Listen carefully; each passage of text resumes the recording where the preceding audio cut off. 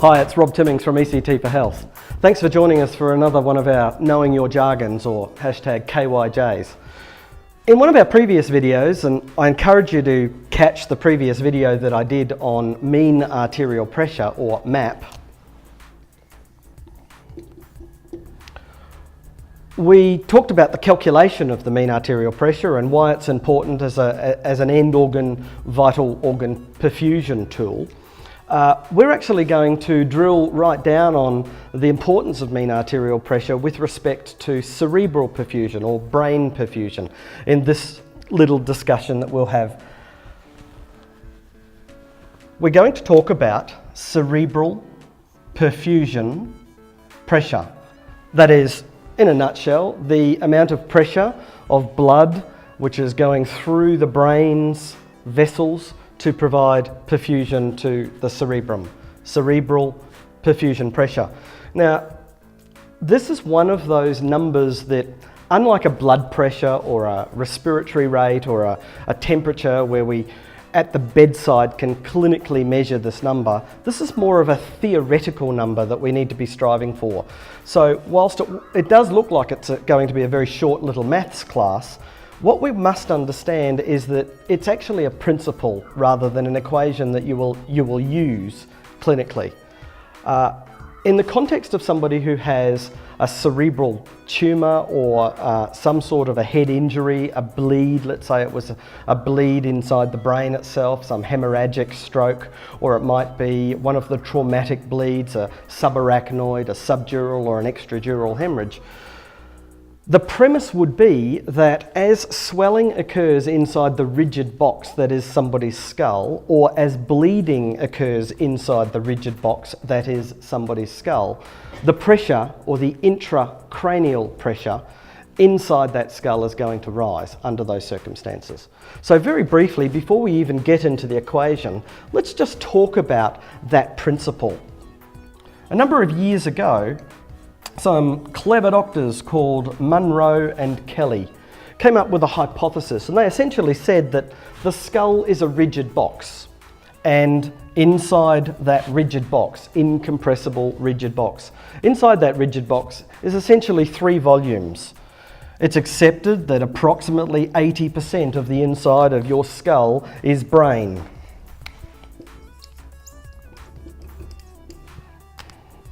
Approximately 10% of the inside of your skull is cerebrospinal fluid. That's that fluid that circulates around your subarachnoid space. It's manufactured in your 3rd and 4th ventricles at around about 7 to 10 mils every hour. It's constantly being manufactured, and it drains out through a central sinus, and ultimately that fluid that circulates around your brain and your spinal cord, the cerebrospinal fluid, that becomes blood. That's another whole talk. The other 10% that's inside your skull right now is just that. It is the blood. So let's put it in dramatic red. This is the blood. And what Munro and Kelly said is that all 3 of these compartments, they are contributing to the pressure that's inside your skull right now. That pressure, as you have already guessed, is called intracranial pressure. And again, texts slightly vary, but all agree that it's somewhere in the order of 0 millimeters of mercury to around about 15 millimeters of mercury. And the interesting thing about your intracranial pressure is that it's influenced by things like gravity. All of you have experienced bending over and tying up a shoelace, or picking something up off the ground, or straining on the toilet and experiencing a sense that your head filled up with pressure. Well, this causes an increase in intracranial pressure. If I was hanging upside down, my intracranial pressure would probably be closer to 10 to 15. If I'm standing tall like a soldier, then my intracranial pressure is probably closer to the 0 to 5 mark. Can we just be friends for the arguments, for the mathematics' sake, and say that normal, let's choose a normal number of 5 millimeters. And before you start asking the obvious question, and that is, how do we actually measure that? Well, it's quite complicated. Previously, the intracranial pressure could be measured. It would require that I drilled a hole in your skull, and then into that hole I screwed in a small transducer, a little pressure manometer line, and a device would be able to literally measure the pressure inside your skull. And this process, it's called an intracranial bolt. This process is really only done in sort of neurosurgical intensive care type environments. And for those people that have got severe closed head injuries where they need to keep a very close eye on intracranial pressure levels. A newer technique has been developed. It's not in widespread use around the world currently, but the newer technique is an ultrasound, and it's an ultrasound that's actually taken of the eyeball. It measures the optic nerve sheath, and if the optic nerve sheath is so many millimeters thick, then that represents an intracranial pressure. There's a direct relationship between the thickness of the optic nerve sheath measured with an ultrasound, non-invasively, a direct correlation with intracranial pressure. But we're getting a little bit off track. Let's just talk about the concept that normal intracranial pressure is somewhere in the order of that 0 to 15, and we're just going to choose 5 as a nice little average number that you and I might have when we're sitting doing some study. So, what Munro and Kelly's hypothesis was that if 80% of the inside of your skull is brain, 10% cerebrospinal fluid and 10% is blood. All three of those volumes getting along, they produce this pressure. Munro and Kelly's hypothesis or doctrine suggests, therefore, that if I should have an increase in any one of these three compartments, the pressure is going to rise. Now, they probably got PhDs for that. It's not rocket science, is it? Or brain surgery. It suggests that if I had a brain tumour, or if I had a swelling inside my brain tissue and this number increased, pressure is going to rise. It suggests that if I had a bleed inside my skull, an intracerebral hemorrhage, an intracranial hemorrhage, an extradural, a subdural or a subarachnoid hemorrhage, then the pressure is also going to rise. Think of your trauma patient in that regard. Or in certain circumstances, a medical situation may arise where a person's ability to drain that cerebrospinal fluid that's constantly being secreted, approximately 300 mils a day is being made of CSF. It has to drain away somewhere, and if that drainage, that outlet, was blocked, as it is in the case of some children who are born with a condition called spina bifida. They get a blockage of their cerebrospinal fluid, and this causes the fluid to build up on the inside of their skull. And as a consequence, then this can cause the hydrocephalus, or water in the brain, can actually cause an increase in intracranial pressure. We could do KYJs on all of those, but really what I wanted to focus on was what ICP means and what the normal number is, because we're going to use that as part of our calculation for perfusion of brain tissue. If you haven't already, it would be a good idea to stop this video now and go back to the video that we did on mean arterial pressure to understand how it's calculated, because to calculate cerebral perfusion pressure, we need to recognise that the person's blood pressure, or most specifically the person's mean arterial pressure, is an influencing factor of cerebral perfusion. If I took somebody's mean arterial pressure and I subtracted from that their intracranial pressure, that gives me my cerebral perfusion. That tells me how much blood pressure is in my brain. And this is how it might work.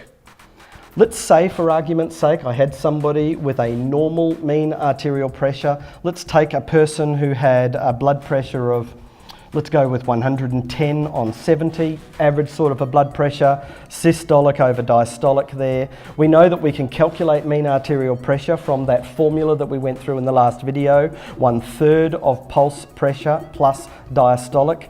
So if we took 110 and we subtracted 70 from it, that's going to give me a pulse pressure of 40. We're going to take 1/3 of that and add that to diastolic of 70, which is going to give me 13.3 plus 70, a mean arterial pressure there of 83 plus some change. So we would all agree, therefore, that the formula that calculates mean arterial pressure based on this guy's blood pressure gives me a mean arterial pressure of 83. Let's plug that into our equation. He's got a map of 83. And what we want to know is what is his cerebral perfusion. Let's assume that he hasn't had a bang on the head, he's got a completely normal intracranial pressure, there's no tumour, there's no swelling, there's no CVA, there's no bleeds, there's no hydrocephalus, there's no cerebrospinal fluid leakage. Let's assume his ICP is normal. Let's give him that magic normal of 5. And from that, you can see the maths is very simple. We would take that patient with a normal map of 83, a normal intracranial pressure of, say, 5 as an example, and he's got a cerebral perfusion pressure here that we can calculate out to be 78. Now, how low can we go? Well, it's the same as the map. So we talk about magic number. The magic number is around about 65. If my cerebral perfusion, which in this patient is 78, should drop below 65, then there's not as much oxygenated blood going through that patient's brain, and therefore there's not enough energy being manufactured by those neurons to be able to do their normal function. The consequence, therefore, is that somebody with a low cerebral perfusion pressure is going to have poor oxygenation of their brain, and therefore we will see that clinically in our patient as a sliding of their consciousness. They don't go straight from being completely compos mentis, orientated and alert, to being comatose. They slide down that slippery slope. They go through agitation and restlessness, anxiety, confusion, and then drowsiness, and then do go semi-conscious. They're rousable probably to voice.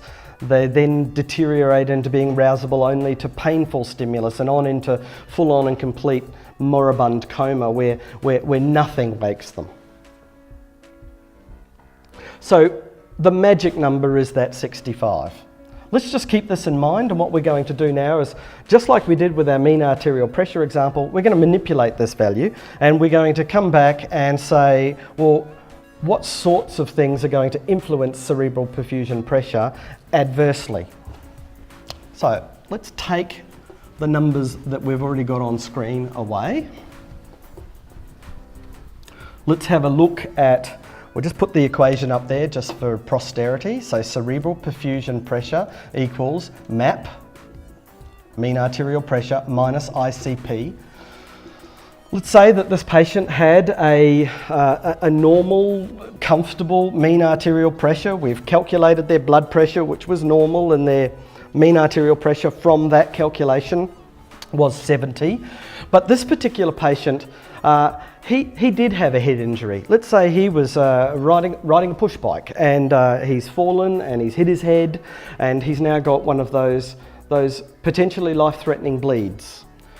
The premise is that as he bleeds inside his skull, it's got nowhere to go, so as Munro and Kelly would have hypothesised, that pressure is going to rise. So his intracranial pressure would be expected to rise. Now, the interesting thing about fluid dynamics, and particularly hydraulics, is that a very, very small volume of bleeding inside somebody's skull causes their intracranial pressure to rise dramatically. Where we said that normal is somewhere between that sort of 10 to 15 in most people, it takes only 20 to 30 mils of a bleed inside somebody's brain, just a mere tablespoon of blood bleeding inside somebody's skull to cause such a dramatic rise in intracranial pressure that the ICP could rise into the 30s with no problem at all. Now the math starts to become evident. If I had a normal blood pressure but a dramatically increased intracranial pressure, then I'm going to have a dramatically decreased and very bad cerebral perfusion pressure. And there's no wonder that somebody with this bang on the head and this bleed in the brain is going to have such poor perfusion of their brain that we will see an altered level of consciousness. And the worse this brain perfusion, the worse that level of consciousness is going to be. But just because I am the saddest that I am, let's make this even worse for this fella that fell off the push bike.